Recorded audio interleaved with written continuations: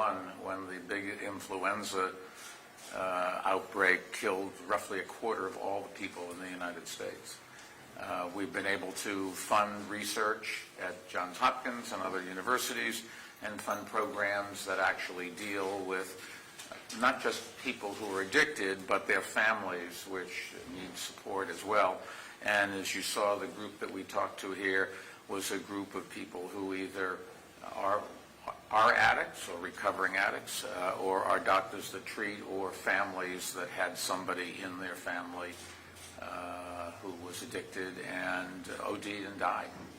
So that's why we're here. This is something that you really should cover. It attacks all kinds of families from all backgrounds, and I listened to the backgrounds of the parents and spouses of some of the people, and you'd say, oh, it was a perfect family, and yet they had it. Be happy to take a couple of questions. What is it, I'm sorry.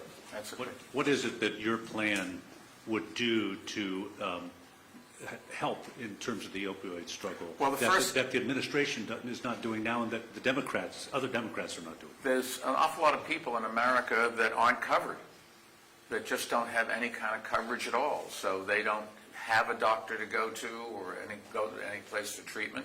There are people who get some coverage and they have to sit there and say, do I buy food tomorrow or go to a doctor who's going to charge me? There are people who have what you'd think is pretty good coverage, but it soon runs out, or there's just more demand for services. So that's the first thing, that you've got to find people to show people how to get help. And then there's also the issue of people that don't know that they need help. They never suspected that their child or their spouse or parent had an addiction problem. Yes, sir. Yeah, sorry for the microphone. That's okay. So, Mayor, can you speak a little about why you're in Ohio right now when our primary is not for many months? I mean, can you talk about your strategy for skipping some of those early primary states and being in a state like here in Ohio? Well, look, we're going out trying to get out a message of what I would do if I were elected president, of what my experiences are in the past, so that people can judge whether or not they think that would be helpful to have a president that had those experiences, that have done things or not done things, whatever the case may be. And Ohio is one of the key states. It's a state with big problems and great future, and like an awful lot of other states. So that's why we've come here. I'm going to Columbus after this, and I'll certainly be coming back and going throughout the state to the extent I can. I started first I was going to run, decided not to because I thought it would be too difficult to get through a primary. And then after I watched for a while, I thought to myself, I didn't see the candidates addressing the issues in a practical ways that I thought they could get through Congress and funded and whatever, and that would work. And I also watched, and I kept thinking to myself, they are going to lose to Donald Trump. And I think one of the things that I said back at a conference, the Democratic Convention in 2016 in Philadelphia, Donald Trump is not somebody who should be president of the United States for a variety of reasons. And so I decided that, looking at my responsibilities, I have the wherewithal, and why should I walk away? Don't I have a responsibility to try? It was too late to enter really the early four, because you have to build a machine, and it takes a long time. I remember somebody told me, I don't know if it's true, Barack Obama went 90 times to Iowa or whatever, but too late to do that. Our strategy is to go to all the other states that will start their primaries on the 3rd of March, and there's 9 states then, and then a bunch a week later, and a bunch a week after that. And so I've been trying to go around to those states this weekend and today and through the weekend. I think I'm in 5 different states, or 5 or 6 different cities, and I've started only 3 weeks into this campaign, so it takes a while to ramp up, but we're opening offices all throughout each of these states. We've got an enormous number of volunteers who want to help. and we plan to keep those offices open through the primary, but even going forward, so that we can help and make sure that Donald Trump is not the president for another 4 years. Yes, Miss. I can barely hear you, so good. The DNC just raised the bar for requirements to qualify for the January debate, which means you won't be on there because of the fundraising requirement. Are you in talks with the DNC at all? Are you planning on being on any of those stages, going toe-to-toe with the other candidates? If the DNC has rules that would let me get on the stage, I'd be happy to go and debate. I like to get out my message to the extent I can. I'd be happy to compare myself to anybody else, but if they have rules that do not let me compete, then I just can't. I can tell you this, I'm not going to change my policies. I feel very strongly.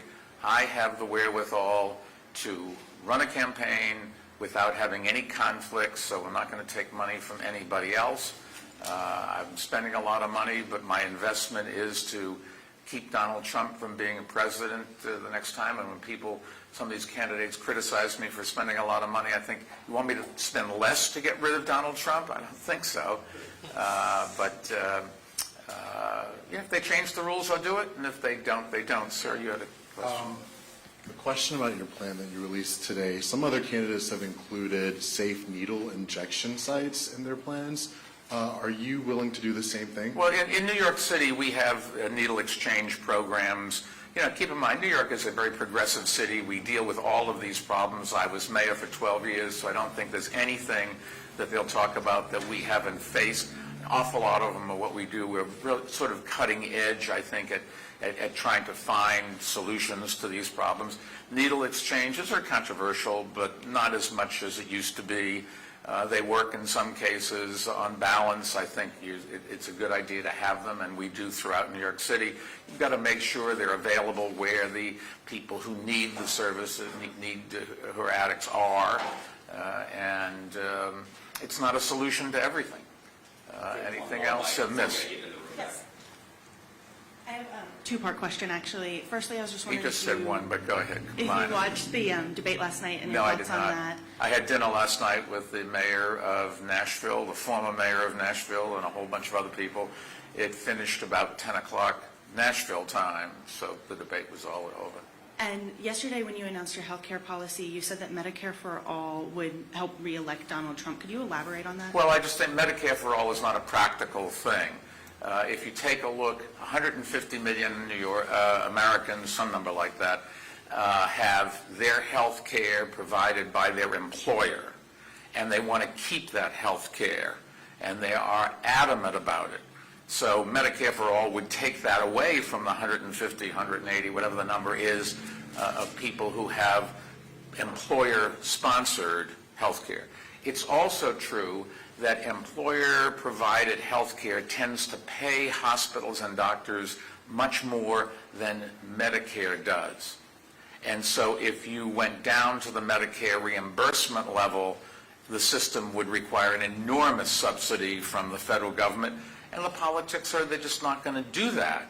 So for two reasons. One, the people don't want to give up their employer-provided health care, but two, the subsidies that employers provide for the government program would go away.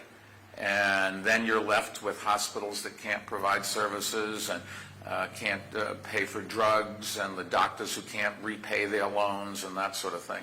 It's a nice idea, and in my health care plan there is a public option plan, which is really just the federal government providing a plan like employers do, that you can buy into, but much more efficient. The federal government spends 2 or 3% on administration. The employer-provided plans spend 15 or 20% on administration. So if you could cut out that administration cost by having the public option be competition, it would bring down everybody's health care plan. You'd still, if you want to expand health care to the 30 million that aren't covered and that sort of thing, would have to come up with some money from the federal government, but a very small percentage of money compared to what the Medicare for All would cost. And you saw that when that was proposed, it was so controversial because people don't want to give up their plan, and because the federal government, even they can't afford some of this other stuff. I just wanted to say thank you. I would urge you to, if you possibly can, explain to the public what's happening with opioids, how they should watch their family members, for signs, and right away call somebody that can give them some advice of how to deal with it. This is a deadly thing that is just going through our society. Every state, every economic level, every ethnicity, it doesn't seem to be sparing anyone. And, watch your own family as well. And thank you for having me here in Ohio. And we're going to Columbus next, I think. So I'll probably have the same conversation there. Thank you. Thank you.